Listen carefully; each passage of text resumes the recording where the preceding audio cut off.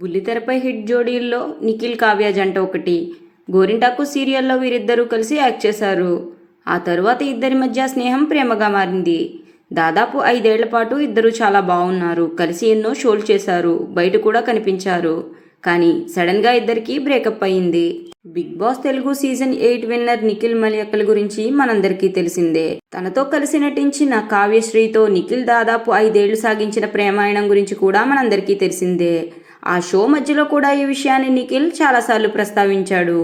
అయితే నిఖిల్ మోసగాడంటూ కావ్య కూడా సోషల్ మీడియాలో ఇండైరెక్ట్గా కౌంటర్లు వేసింది.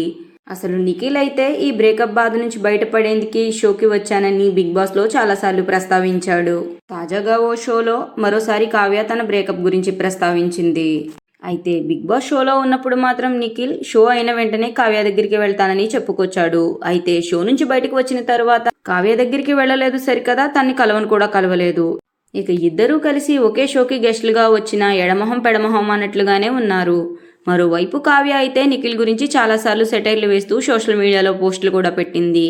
నిఖిల్ కూడా తన లైఫ్లో కావ్య చాప్టర్ క్లోజ్ అన్నట్లుగా పలు ఇంటర్వ్యూల్లో చెప్పాడు. అయితే తాజాగా ఈటీవీలో టెలికాస్ట్ అవుతున్న ఫ్యామిలీ స్టార్ ప్రోమోలో నిఖిల్ కావ్య బ్రేకప్ ఇష్యూ మళ్ళీ హైలైట్ అయింది.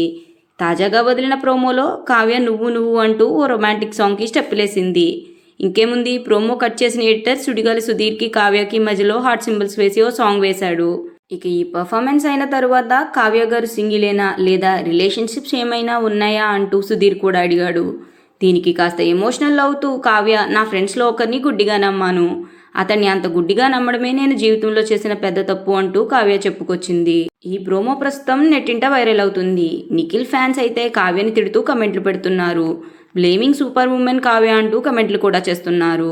నిఖిల్ని ఏం తప్పులేదు, నువ్వు ఇంకెలా షో చేయడం ఆపంటూ దారుణంగా ట్రోల్ చేస్తున్నారు.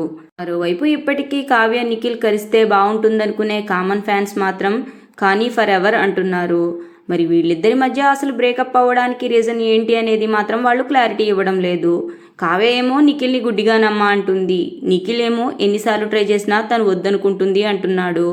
ఒక సైడ్ మాత్రమే ప్రేమ ఉంటే చాలదంటూ కమెంట్లు చేస్తున్నాడు. మరి వీళ్ళిద్దరూ ఎప్పటికైనా కలుస్తారని మీరు అనుకుంటున్నారా? అలా అయితే కమెంట్ చేయండి. ఇలాంటి ఎన్నో ఇంట్రెస్టింగ్ అప్డేట్స్ కోసం మా ఛానల్ సినిమా సంగతుల్ని సబ్స్క్రైబ్ చేసుకోండి. ఈ వీడియో మీకు నచ్చితే లైక్ చేసి షేర్ చేయండి. Thanks for watching.